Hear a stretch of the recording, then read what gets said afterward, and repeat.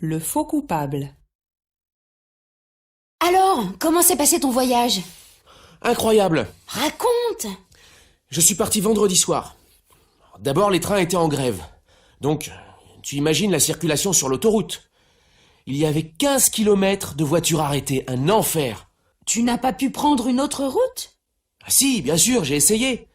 Alors, j'ai quitté l'autoroute, mais quand je suis arrivé à Villefranche, la route était bloquée.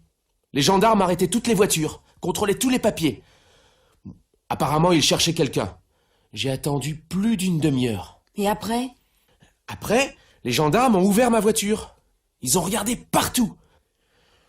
Ils avaient l'air nerveux, ils parlaient tout le temps avec des collègues au téléphone, on entendait des conversations, et soudain, ils m'ont demandé de les suivre. Quoi? J'ai dû entrer dans leur fourgon. Ils m'ont interrogé pendant 1 heure. Tu imagines, Lucie, 1 heure? Je savais bien que tu étais un grand criminel. Merci, t'es très gentil. Bref, un gendarme écrivait tout ce que je disais. Les autres continuaient à arrêter des voitures. Personne ne m'expliquait rien. Et comment ça a fini? Eh bien, soudain, j'ai entendu des cris, des gens qui parlaient fort. Les gendarmes m'ont dit « Ça va, vous pouvez partir ». Quand je suis sorti du fourgon, j'ai vu un autre type qui était arrêté entre 2 gendarmes. Lucie, c'était incroyable. Cet homme me ressemblait énormément, comme un frère jumeau. Il était même habillé comme moi. C'était comme dans un film. J'avais l'air tellement stupéfait qu'un gendarme a commencé à rire.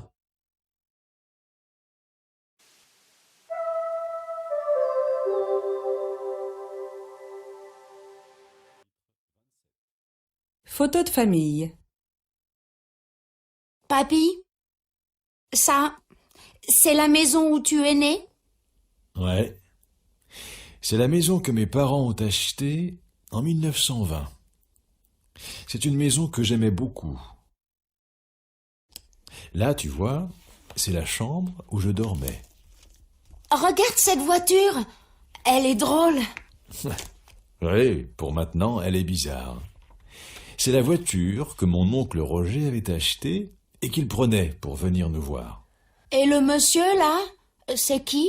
C'est mon autre oncle, Paul. Tu sais, c'est l'oncle qui est parti en Australie et qui a fait fortune là-bas. J'aimais beaucoup cet homme qui aimait l'aventure. Et cette photo? Qu'est-ce que c'est?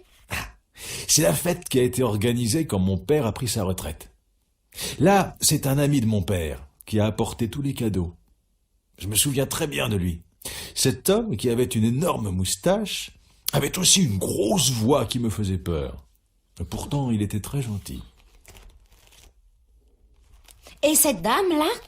Cette dame, c'est ma tante Victoire qui m'a emmené pour la première fois de ma vie à Paris. J'ai un très bon souvenir de ce voyage qui a été extraordinaire pour moi. Imagine, un petit garçon qui n'avait jamais quitté sa campagne, qui vivait au milieu de la ferme avec les vaches et les canards. Waouh! Tu avais quel âge, papy? Ah, regarde, c'est marqué. 1949. Ah oui, c'est l'année où je suis allé à Paris avec ma tante. J'avais 10 ans. Regarde cette photo. C'est l'hôtel où nous sommes allés. Ah, je crois qu'il n'existe plus maintenant. Et ce bébé-là, c'est papa? Mais non, mon garçon. Ce bébé, c'est l'oncle Paul, que tu as vu sur l'autre photo.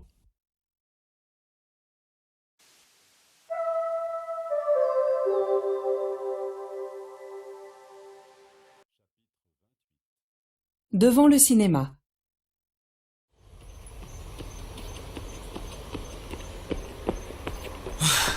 Excuse-moi, je suis en retard. Tu es là depuis longtemps? Oui, j'attends depuis une demi-heure. J'ai téléphoné sur ton mobile il y a 10 minutes, mais tu n'as pas répondu. Oui, j'ai parlé à Mathilde pendant 5 minutes. Mais pourquoi est-ce que tu es tellement en retard? Ah, le bus est resté bloqué pendant au moins 20 minutes dans une petite rue. Normalement, le bus fait le trajet en 10 minutes au total. Oui, je comprends. Mais tu es certainement parti trop tard. Ah, pas du tout, je suis parti à l'heure. Pour commencer, j'ai attendu le bus pendant 10 minutes et... Raphaël, entrons vite, le film va commencer dans 2 minutes. Tu me raconteras après.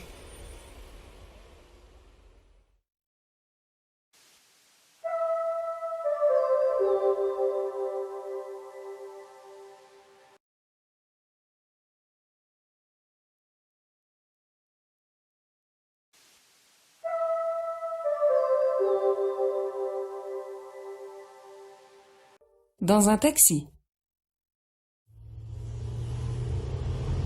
Vous êtes de Montpellier? Non, mais j'habite ici depuis 1 an. Ah bon? Vous n'avez pas l'accent, c'est vrai, hein? Et vous êtes de quelle région, alors?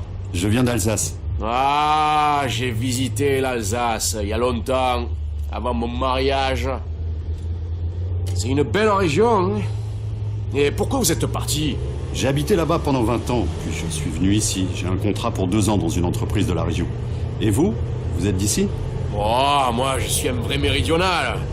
J'habite ici, dans un village à côté de Montpellier depuis toujours.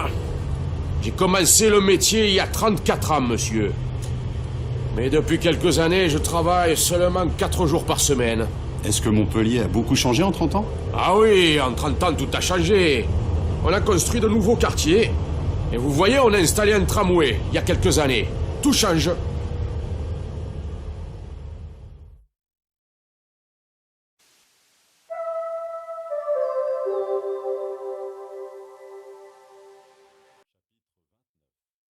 Tu me dis tout? Margot, je dois te dire quelque chose. Mercredi, je pars pour 3 jours en Tunisie. Qu'est-ce que tu me racontes? En Tunisie? Eh bien oui, ça n'a rien d'extraordinaire. J'ai des clients en Tunisie et ils veulent me voir. C'est incroyable. Je t'ai demandé hier si tu partais en voyage et tu ne m'as rien dit. Attends, je t'explique. Tout s'est passé à la dernière minute. Un client nous a appelés ce matin, nous avons longuement discuté et finalement j'ai décidé de partir. Ce sera plus facile pour négocier. S'ils veulent te parler, pourquoi est-ce qu'ils ne viennent pas te voir? Mais ma chérie, ce sont des clients. Alors notre dîner de demain... Oui, ça ne va pas marcher. Mais je te promets que samedi soir, je serai là. Je t'emmènerai au restaurant. Et dans quel restaurant est-ce que tu m'emmèneras? Eh bien, je te laisse choisir. Tu ne veux pas me donner une idée? Non, tu nous trouves toujours de bonnes adresses. Ah bon? Tu me laisses réserver aussi, je suppose. Allô? Oui, Claude, je vous rappelle dans quelques minutes. Je ne peux pas vous parler pour le moment. À tout de suite. C'était qui? Claude, c'est un nouveau collègue. Tu ne me dis vraiment rien. Je te dis précisément que c'est un nouveau collègue. Tu m'accuses toujours. Qu'est-ce que je peux te dire de plus? Je te dis tout. D'accord, excuse-moi. Mais quand même, c'est bizarre ce voyage à la dernière minute.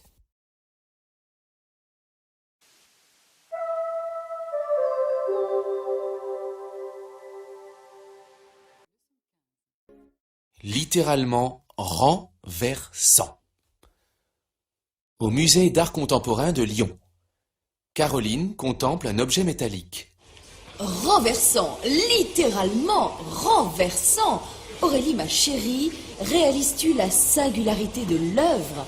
Hallucinant, hallucinant. Quel élan! L'art à l'état brut, c'est l'absolu. L'absolu? Tu rigoles.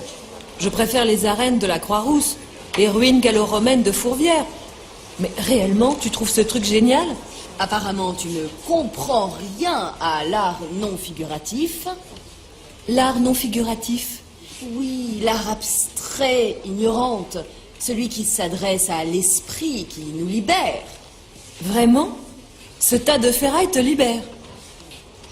Regarde, on aperçoit de la rouille. J'ignorais que l'absolu, ça rouillait. Ah, tu es lamentable.